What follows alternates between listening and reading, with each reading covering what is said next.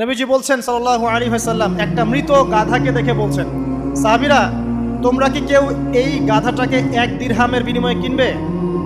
কান কাটা, মৃত, গলে আছে, এই গাধাটাকে কিনবা 1 দিরহাম দিয়ে? সাহাবীরা বলছেন, মাংনা দিলেও তো কিনবো না। ইয়া রাসূলুল্লাহ, যদি ফ্রিও কেউ দেয়, বিনামূল্যে দেয়, তাও তো নিব না। তখন নবী সাল্লাল্লাহু আলাইহি ওয়াসাল্লাম বলছেন, এটাই হচ্ছে আল্লাহর কাছে দুনিয়ার এক্সাম্পল। ওই মৃত গাধা তোমাদের কাছে যতটা না ইম্পর্টেন্ট, যতটুকু মূল্য রাখে, আল্লাহর কাছে এই দুনিয়া তার চেয়েও কম মূল্য রাখে। তো এই দুনিয়াতে তো সব ফয়সালা হবে না। আমরা তো হতাশ হয়ে যাই না যে দুনিয়াতে এমন কেন, এটা কেন, ওইটা কেন। দুনিয়া এটারই জায়গা। দুনিয়া সব কিছুর কনক্লুশনের জায়গা না, সব কিছুর পরিসমাপ্তির জায়গা হচ্ছে কিয়ামতের মাঠ। ওই দিন যে সফল সে সফল, যে ব্যর্থ সে ব্যর্থ। দুনিয়ার বাড়ি গাড়ি, স্ট্যাটাস, চাকরি বাকরি, ইজ্জত সম্মান, এটা সাফল্য ব্যর্থতার মানদণ্ড নয়, চূড়ান্ত মানদণ্ড নয়। চূড়ান্ত মানদণ্ড কি? ফামান যুহজিহা আনিন নার ওয়া উদখিলাল জান্নাহ ফাকাদ ফাজ। যাকে জাহান্নাম থেকে বাঁচানো হবে, জান্নাতে প্রবেশ করানো হবে, পুলসিরাত পার হতে পারবে, এই একমাত্র ব্যক্তি সফল। সাফল্যের সংজ্ঞাটা জেনে রাখবেন, তাহলে আপনি দুনিয়াতে হতাশ হবেন না ইনশাআল্লাহ। এবার কি হলো, যখন আদম আলাইহিস সালাম সমস্ত নাম শিক্ষা দেওয়া সমস্ত নাম বলে দিলেন, এখানে নাম মানে কিন্তু খালি নাম নয়, জ্ঞান বলে দিলেন, তখন আল্লাহ রাব্বুল আলামিন ফেরেশতাদেরকে বললেন, তোমরা সবাই এখন আদমকে সিজদা করো। ওয়া ইয কুলনা লিল মালাইকাতি ইসজুদু লি আদম। আল্লাহ পাক এবার বলছেন, আমি সমস্ত মালায়েকাকে বললাম তোমরা আদমকে সিজদা করো। ফাসাজাদু, সবাই সিজদা করলো, ইল্লা ইবলিস, ইবলিস সিজদা করলো না। কেন করলে না? ইবলিসকে বলা হচ্ছে, ইয়া ইবলিস মা মানাকা আল্লা তাসজুদা ইয আমারতুক। তোমাকে কে নিষেধ করলো সিজদা করতে ওই আদমকে, যাকে আমি আদেশ করেছি? কে নিষেধ করলো? তখন ইবলিস বলছে, খলাকতানি মিন নার ওয়া খলাকতাহু মিন তিন। আমাকে সৃষ্টি করেছেন আগুন দিয়ে, আর আদমকে সৃষ্টি করেছেন মাটি দিয়ে, আমি কিভাবে তাকে সিজদা করতে পারি? ইবলিস বলতে চাইলো যে আপনি যে বলছেন আদমকে সিজদা করো, আদম তো মাটির তৈরি, আমি তো আগুনের তৈরি, তাহলে আপনি ভুল বলছেন। নাউজুবিল্লাহ। আগুন কেন মাটির সামনে নত হবে? মাটি আগুনের সামনে নত হওয়া উচিত। তার কেয়াস হচ্ছে এমন। কেয়াস মানে কি? তার এটা কি? হ্যাঁ, তার এটা যুক্তি, তার এটা যুক্তি এবং দর্শন যে আমি কেন তাকে সিজদা করব? আমি তো আগুনের তৈরি, আর আদম হচ্ছে মাটির তৈরি। তো খলাকতাহু মিন নার ওয়া খলাকতানি মিন তিন, খলাকতানি মিন নার ওয়া খলাকতাহু মিন তিন। আমাকে সৃষ্টি করেছেন আগুন দিয়ে, আদমকে সৃষ্টি করেছেন মাটি দিয়ে। আবা ওয়াস্তাকবারা, আল্লাহ পাক বলছেন সে উদ্ধত হলো এবং অহংকার প্রদর্শন করলো। আর আল্লাহ পাক অনেক কিছু মাফ করে দেন, কিছু কিছু বিষয় আল্লাহ পাক মোটেই পছন্দ করেন। তার মধ্যে একটা হচ্ছে অহংকার, তার মধ্যে একটা হচ্ছে শিরক, তার মধ্যে একটা হচ্ছে অন্যের হক নষ্ট করা, তার মধ্যে একটা হচ্ছে আদম সন্তানকে হত্যা করা, তার মধ্যে একটা হচ্ছে বৃদ্ধ বয়সে ব্যভিচার করা, তার মধ্যে একটা হচ্ছে মুরতাদ হয়ে যাওয়া। ওই যে খ্রিস্টান হয়ে যাচ্ছেন না, খালি মরেন তারপর বুঝবেন, খালি মালাকুল মউত আসুক তারপর বুঝবেন।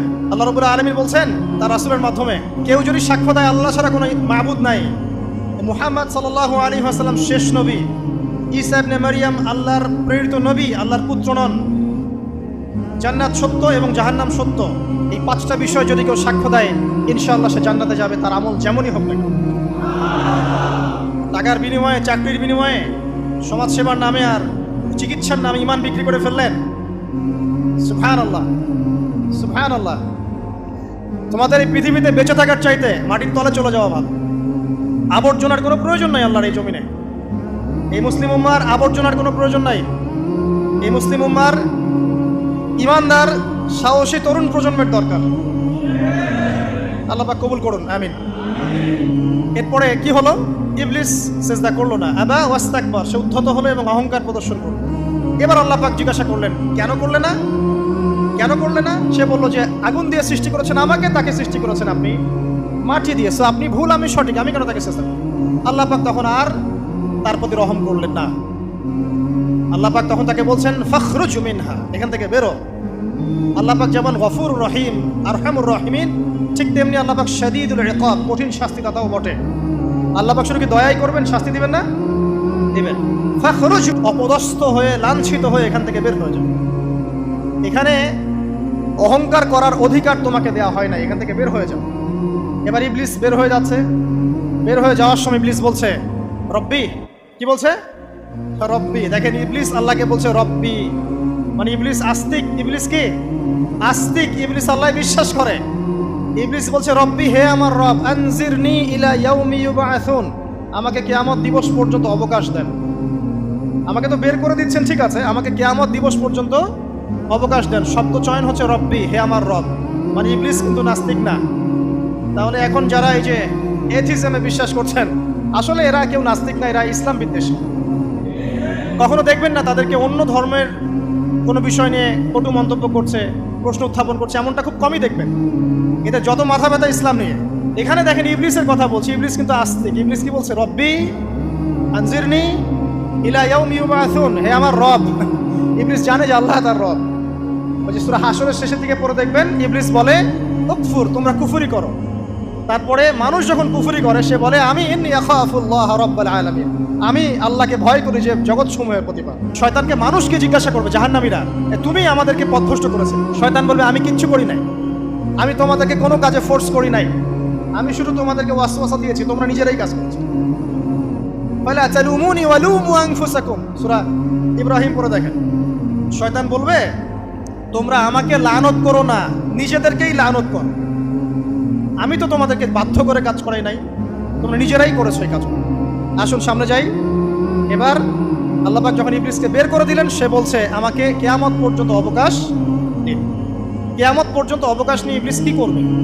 উত্তর, ইবলিস বলছে ফাবিমা আগওয়াইতানি, হে আল্লাহ, যে কারণে বা যে আদমের কারণে আপনি আমাকে এখান থেকে বের করে দিলেন, লাআকউদান্না লাহুম সিরাতাকাল মুস্তাকিম, আমি সে আদম সন্তানের সরল পথে ওত পেতে বসে থাকব। শয়তানের কথা কি মনে থাকবে যুবক ভাইরা? শয়তানের চ্যালেঞ্জ কি? আমি আদম সন্তানের সরল পথে ওত পেতে বসে থাকবো, মানে আমার আপনার সবার পথে সে ওত পেতে বসে আছে। এটা যদি মাথায় থাকে তাহলে জীবনে চলা সহজ হয় না? আর কি করবো?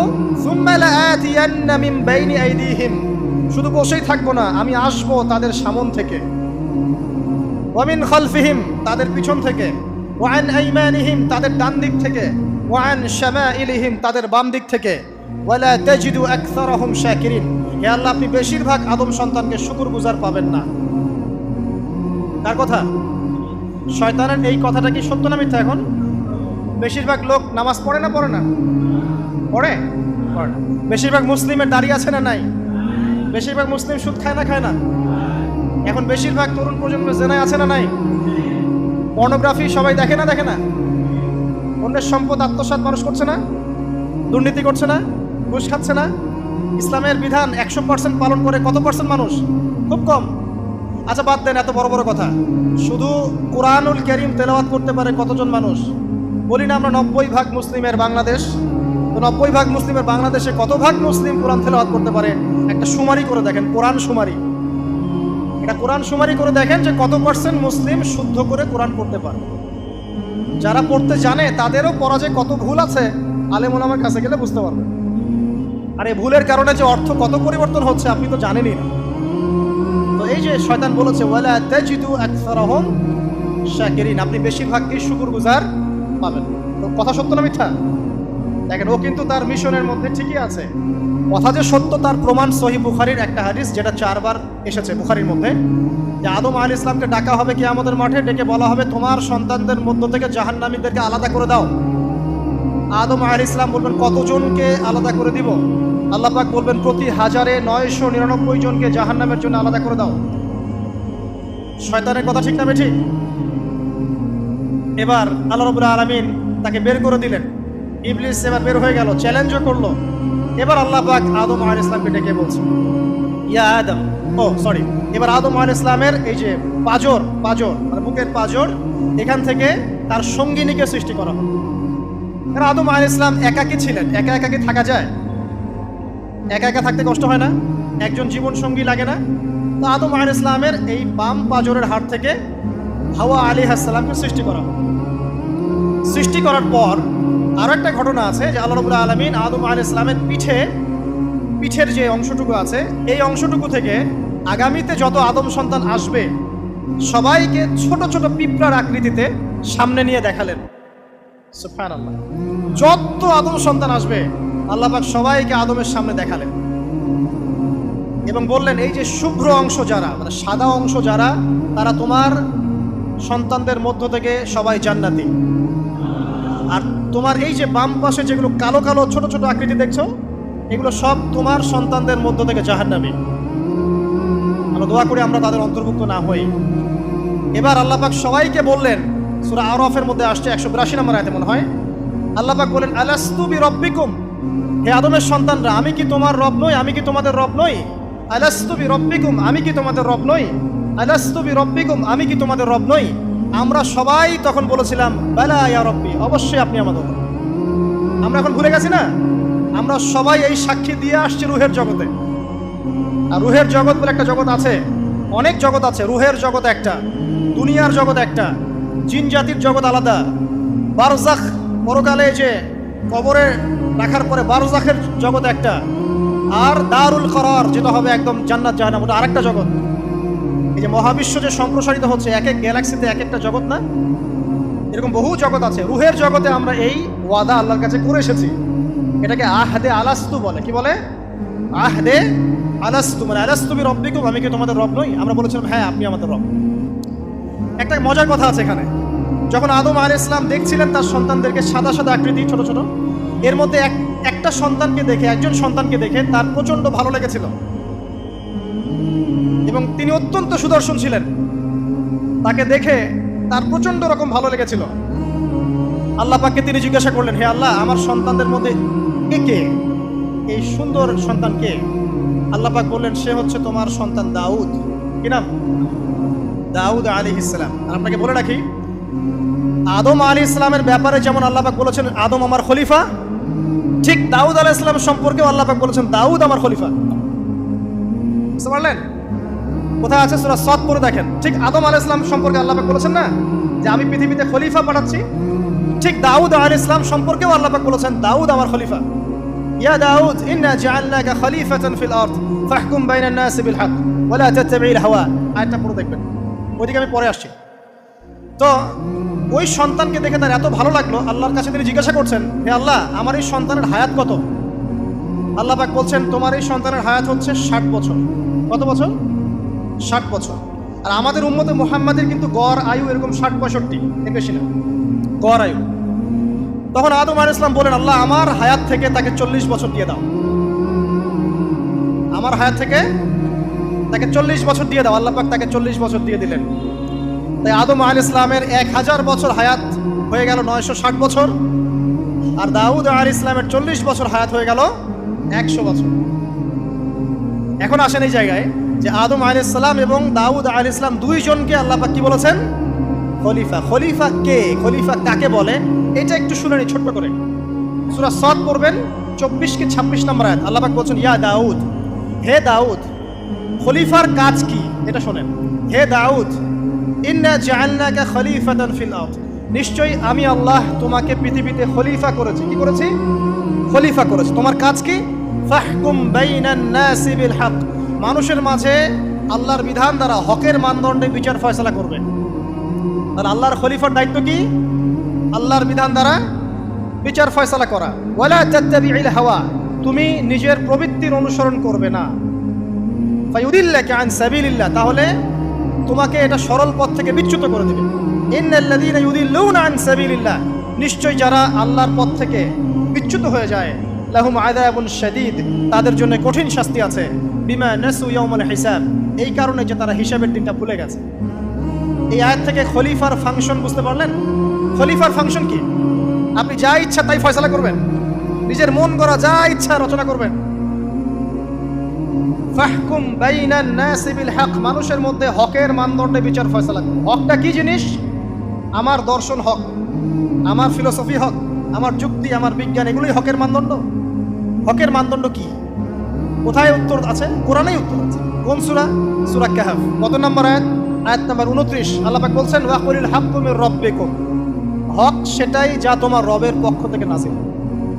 কথা কি ক্লিয়ার? হক কি জিনিস? যা তোমার রবের পক্ষ থেকে নাজিল হয়। ফামান শাআ ফালইউমিন, যার ইচ্ছা হয় সে স্বীকার করুক। ওয়ামান শাআ ফালইয়াকফুর, যার ইচ্ছা হয় সে অস্বীকার করুক। ইন্না আ'তাদনা লিযালিমিনা নারান, অস্বীকারী জালেমদের জন্য আমি আগুন প্রস্তুত করে রেখেছি। তো এখানে আপনি হকের সংজ্ঞা পেলেন এবং হকের মানদণ্ডে বিচার ফয়সালা করলে পরে খলিফা হয়। যদি আল্লাহ পাকের হকের মানদণ্ডে কেউ ফয়সালা না করে সে আল্লাহর খলিফা নয়, সে শয়তানের খলিফা। কথা কি ক্লিয়ার? আচ্ছা, এখন যদি আপনি বাধ্য হন কোনো ক্ষেত্রে সেটা আলাদা বিষয়, বাধ্য হয়েছেন সেটা আলাদা বিষয়, কিন্তু আকীদা স্পষ্ট থাকতে হবে যে আল্লাহ রাব্বুল আলামিনের বিধান চূড়ান্ত, এর উপর কোনো বিধান নাই।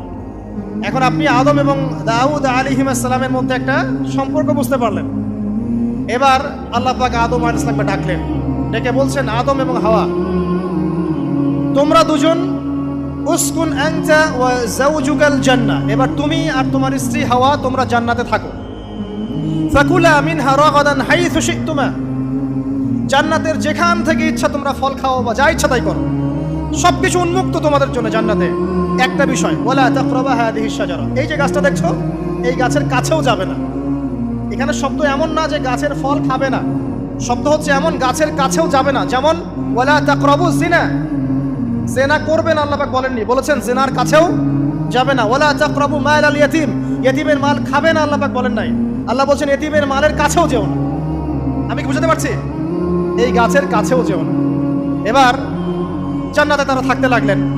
এবার ইবলিস তো আর হাল ছেড়ে দেয় নাই, সে কি বলেছিল, ডান বাম সামন পিছন সব দিক থেকে আসবে। সে এসে ওয়াসওয়াসা দেয়। কি ওয়াসওয়াসা দেয়? হে আদম হাল আদুল্লুকা, আমি কি তোমাকে বলে দিব, আলা শাজারাতিল খুলদ ওয়া মুলকিন লা ইয়াবলা, হে আদম আমি কি তোমাকে বলে দিব এমন একটা গাছের কথা যেই গাছের ফল খেলে পরে তুমি চিরস্থায়ী জীবন লাভ করবে, কোনোদিন মারা যাবে না। এই চিরস্থায়িত্বের টোপ দিচ্ছে কে? এই চিরস্থায়ী ক্ষমতার টোপে মানুষ পথ হারাচ্ছে না পৃথিবীতে। ওয়া মুলকিন লা ইয়াবলা, এমন রাজত্ব পাবে যেই রাজত্ব কখনো ক্ষয় হবে না। চিরস্থায়িত্বের টোপ, রাজত্বের টোপ, এই দুটোই হচ্ছে পৃথিবীতে মানুষকে পথভ্রষ্ট করার শয়তানের অস্ত্র। কথা মনে বুঝতে পারেন না? আমার মাথার উপর দিয়ে যাচ্ছে, বুঝতে পারবেন ইনশাআল্লাহ। তো টোপ দিচ্ছে দুইটা, হাল আদুল্লুকা আলা শাজারাতিল খুলদ ওয়া মুলকিন লা ইয়াবলা।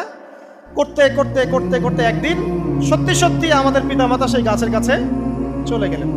যখনই চলে গেলেন, ফালাম্মা যায়াকা শাজারা, যখন তারা গাছের কাছে চলে গেলেন, বাদাত লাহুমা সাওআতিহিমা, তাদের পরনে যে জান্নাতি কাপড় ছিল ধাপাস করে খুলে পড়ে গেল। ইন্না লিল্লাহি ওয়া ইন্না ইলাইহি রাজিউন। আমাদের পিতামাতাকে পুরো মহাবিশ্বে ফেরেশতাদের সামনে জান্নাতে নগ্ন করে দিল ইবলিস। আমি মনে বুঝাতে ব্যর্থ হচ্ছি। আমাদের পিতামাতাকে জান্নাতে ফেরেশতাদের সামনে, সবার সামনে নগ্ন করে কাপড় খুলে ফেললো কে? ইবলিস। তো এখন যে কাপড় খোলার সংস্কৃতি চলছে, কারা এরা? ওরা জিন শয়তান, এগুলো মানুষ শয়তান। শয়তান দুই প্রকার, মিনাল জিন্নাতি ওয়ান নাস, জিন শয়তান আর মানুষ শয়তান। ওই জিন শয়তান এদেরকে ওয়াসওয়াসা দিয়ে দিয়ে নগ্ন করেছে। এরা এখন নগ্নতার আন্দোলন শুরু করেছে, এবং আমি জানি কয়দিন পরে এটা বিকিনি পরেও ঘুরবে। অবাক হচ্ছেন? এই আমাদের আলামতের মধ্যে অন্যতম হচ্ছে মানুষ রাস্তার ধারে ধারে জেনা করবে, রাস্তার মনে মনে জেনা হবে। তখন তার সবচেয়ে ভালো মানুষ হবে সেই ব্যক্তি যে গিয়ে বলবে, বাবা তোমরা জেনা করছো, এই দেয়ালের পিছনে গিয়ে করতে পারলা না, সে হবে সবচেয়ে ভালো মানুষ। এই যে কাপড় খোলার সংস্কৃতি শুরু হয়েছে, এটা কার সংস্কৃতি? বাদাত লাহুমা সাওআতিহিমা। আল্লাহ পাক আরো বলছেন, ইয়া বানি আদম, হে আদম সন্তান, লা ইয়াফতিনান্নাকুমুশ শাইতান, শয়তান যেন তোমাদেরকে ফিতনায় ফেলতে না পারে। কামা আখরাজা আবাওয়াইকুম মিনাল জান্নাহ, ঠিক যেভাবে শয়তান তোমাদের পিতামাতাকে জান্নাত থেকে বের করে দিয়েছিল। আর কি করেছিল?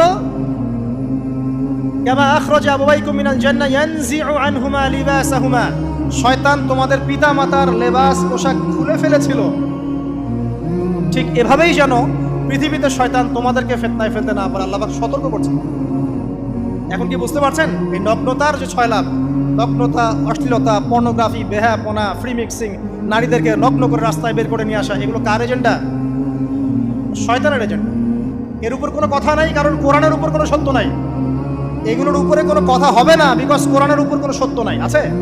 নাই। কোরআনে আল্লাহ পাক বলেছেন যে শয়তান ফিতনায় ফেলেছিল, ইয়ানজিউ আনহুমা লিবাসাহুমা, শয়তান তোমাদের পিতামাতার লেবাস খুলে ফেলে দিয়েছিল। ওয়াতাফিকা ইয়াখদিফানি আলাইহিমা মিন ওয়ারাকিল জান্নাহ, তখন আমাদের পিতামাতা জান্নাতের গাছের যে এই যে পাতাগুলো আছে এগুলো ছিঁড়ে ছিঁড়ে লজ্জাস্থান থাকতে লাগলেন। ইন্না লিল্লাহ। আমাদের পিতামাতার কি দুর্দশা হয়েছিল, আমাদের পিতামাতার কি দুর্দশা, কি লজ্জা হয়েছিল তখন। চিন্তা করে দেখেন, শয়তান কাপড় খুলে ফেলে দিয়েছে। আর আমাদের পিতামাতা, আমাদের মা, আমাদের বাবা জান্নাতের এই যে পাতাগুলো ছিঁড়ে ছিঁড়ে গায়ের লজ্জাস্থান ঢাকা শুরু করেছেন। কি পরিমাণ লজ্জা চিন্তা করেন। আপনাকে যদি এখানে কেউ নগ্ন করে ফেলে এবং আপনি যদি না চান বিষয়টা, সবাই জোর করে আপনার কাপড় খুলে ফেলে, আপনার কেমন লাগবে? কেমন লাগবে? এই ঘটনা ঘটেছে মহাবিশ্বে, শয়তান ঘটিয়েছে। এরপর আল্লাহ পাক ডাকলেন, ডেকে বলছেন, ইয়া আদম, হে আদম, আলাম আনহাকুমা আন তিলকুমা শাজারা, হে আদম, আমি কি তোমাদেরকে দুজনকে নিষেধ করি নাই যে গাছের কাছে যাবে না? আমি কি তোমাদের দুজনকে নিষেধ করি নাই যে তোমরা গাছের কাছে যাবে না? তখন আদম আলাইহিস সালাম বুঝতে পারলেন যে তারা একটা বড় ভুল করে ফেলেছে।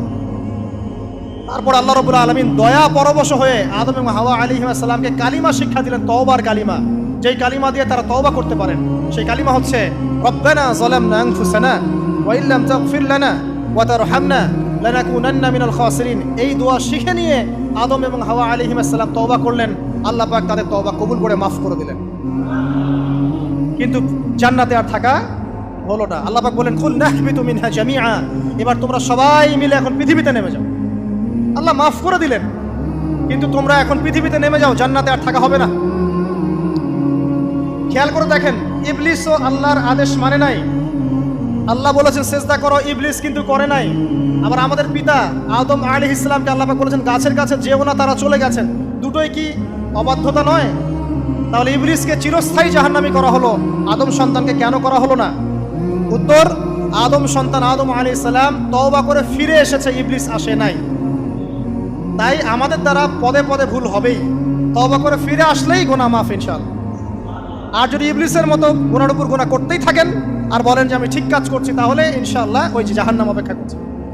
ইবলিসকে আল্লাহ পাক বললেন যে তুমি এবং তোমার অনুসারী যারাই থাকবে সবাইকে দিয়ে লাআমলাআন্না জাহান্নামা মিনকুম আজমাইন, তোমাদের সবাইকে দিয়ে আমি জাহান্নাম পরিপূর্ণ করব। নাউযুবিল্লাহ। এবার সবাই পৃথিবীতে নেমে আসলো। পৃথিবীতে এসেই কি আল্লাহ পাক ছেড়ে দিলেন? না। আল্লাহ রাব্বুল আলামিন বলছেন, কুল নাহবিতু মিনহা জামিআ, তোমরা পৃথিবীতে নেমে যাও। ফাইম্মা ইয়াতিয়ান্নাকুম মিন্নি হুদান, দুনিয়াতে যাচ্ছ যাও, তবে মনে রেখো যে আমার পক্ষ থেকে তোমাদের কাছে হেদায়েতের বাণী আসবে। আমার পক্ষ থেকে তোমাদের কাছে হেদায়েতের বাণী আসবে।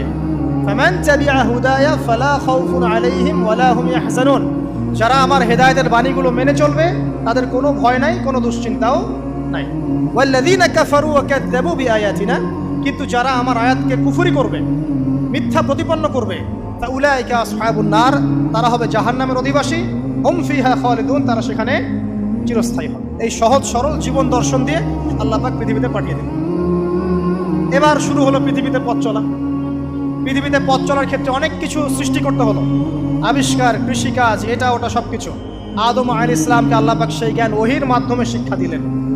কৃষিকাজ আল্লাহ পাক শিক্ষা দিয়েছেন, চাকা সৃষ্টি করা আল্লাহ পাক শিক্ষা দিয়েছেন, বাহন সৃষ্টি করা আল্লাহ পাক শিক্ষা দিয়েছেন। যত রকম জ্ঞান আছে সমস্ত জ্ঞান এসেছে নবীদের পক্ষ থেকে। সবকিছু জ্ঞানের মূল ভিত্তি এসেছে নবীদের কাছ থেকে, আল্লাহর ওহীর কাছ থেকে। যত সভ্যতা দেখছেন বড় বড়, সমস্ত সভ্যতা শুরু হয়েছে নবী দ্বারা, এবং সভ্যতা শেষও হবে একজন নবী দ্বারা। তার নাম কি? ঈসা ইবনে মারইয়াম। আদম আলাইহিস সালাম আল্লাহর দেয়া শিক্ষায় শিক্ষিত হয়ে দুনিয়াতে চলতে লাগলেন এবং তওবা ইস্তেগফার করতে লাগলেন, কাঁদতে লাগলেন। দীর্ঘকাল তারা ক্রন্দন করেছেন। কি কারণে? ওই যে একটা ভুল তারা করে ফেলেছে। দুনিয়াতে এসে ক্রন্দন করতে করতে করতে করতে আল্লাহ রাব্বুল আলামিন এক পর্যায়ে তওবা কবুল করে ফেললেন। এবার সামনে যান। তাদের সন্তান হলো হাবিল এবং কাবিল। নাম শুনেছেন? শোনেন নাই?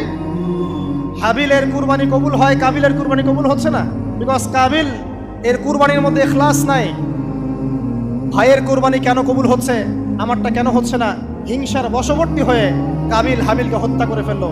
নবী পরিবারের সদস্য হয়েও কাবিল এরকম অন্যায় করে ফেলল। আর কি হলো? রাসূল সাল্লাল্লাহু আলাইহি সাল্লাম বলেছেন, পৃথিবীতে যত মানুষ অন্যায়ভাবে নিহত হবে, পৃথিবীতে যত মানুষ অন্যায়ভাবে খুন হবে, সমস্ত খুনের পাপের একটা অংশ কাবিলের আমলনামায় যুক্ত হবে। কারণ সেই প্রথম খুন চালু করেছে।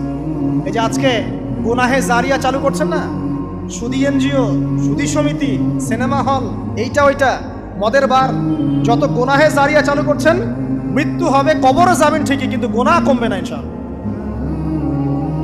মনে করেন একজন নগ্ন ছবিতে অভিনয় করেছে, ঠিক আছে, এখন নাই পৃথিবীতে, বা কেউ অশ্লীল গান বাজনা করে দুনিয়া থেকে বিদায় নিয়েছে, দুনিয়াতে তার গান এখনো বাজছে, সে কবরে শুয়ে শুয়েই সেই গুনাহগুলো পাচ্ছে। ঠিক আপনি যদি এখন ভালো কোনো কাজ করেন, দিনই কোনো ভালো কাজ করেন, মসজিদ হোক, মাদ্রাসা হোক, এতিমখানা হোক, বিধবাদের কোনো প্রকল্প হোক, বৃদ্ধাশ্রম হোক, মানবতার কোনো কল্যাণমূলক কাজ হোক, মৃত্যুর পরেও ইনশাল্লাহ আপনি নেকি পেতে থাকবেন। সদকায়ে জারিয়া আর গুনাহে জারিয়া ভালো করে বুঝবেন। একটা গুনাহ করে মাফ নেওয়া আলাদা বিষয়, আর গুনাহ চলতে থাকাটা আরেকটা বিষয়। আল্লাহ আমাদেরকে হেফাজত করুন, আমিন। নবী পরিবার এগিয়ে গেল এবং তাদের সময়ে তারা শুধু ক্রন্দন করেছেন, ইবাদত করেছেন, আল্লাহর কাছে ইস্তেগফার করেছেন এবং ওই যে জান্নাতে ফিরে যাওয়ার জন্য তারা আপ্রাণ চেষ্টা করেছেন। এক পর্যায়ে আদম আলাইহিস সালামের বয়স যখন 960 বছর হলো, আল্লাহ রাব্বুল আলামিন তাকে ওফাত দিলেন, তার ইন্তেকাল হয়ে গেল।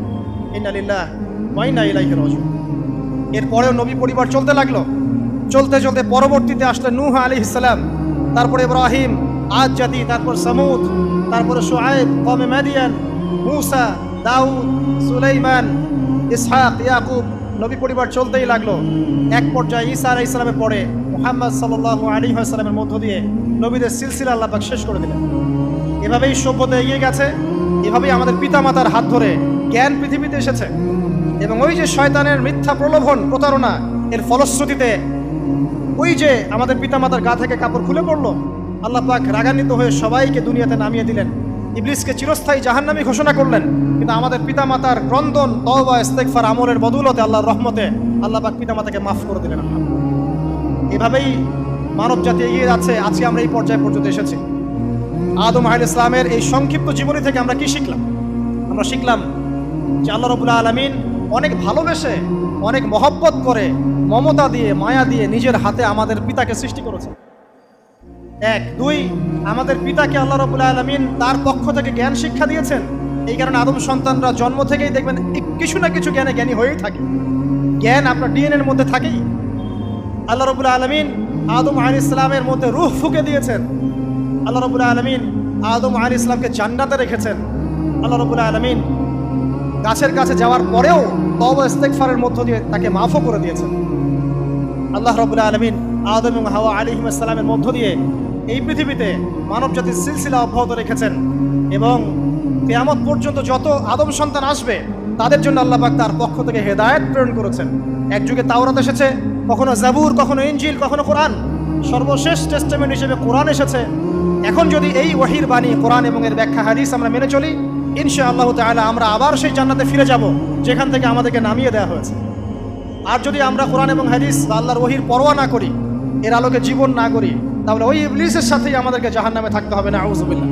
আল্লাহ রাব্বুল আলামিন আমাদের সবাইকে কোরআন এবং সুন্নাহ, আল্লাহর ওহী মেনে চলার তৌফিক দান করুন এবং ইবলিসের খপ্পর থেকে আল্লাহ পাক আমাদেরকে বাঁচিয়ে রাখুন। ইবলিসের যত এজেন্ট আছে, ওদের যে দুরভিসন্ধি, ষড়যন্ত্র এবং শয়তানি ফাঁদ, এগুলো থেকে আল্লাহ পাক আমাদেরকে, আমাদের মা বোনদেরকে, আমাদের পরিবারের সদস্যদেরকে, আমাদের সমাজকে, রাষ্ট্রকে আল্লাহ পাক হেফাজত করুন, বাঁচিয়ে রাখুন। আমিন।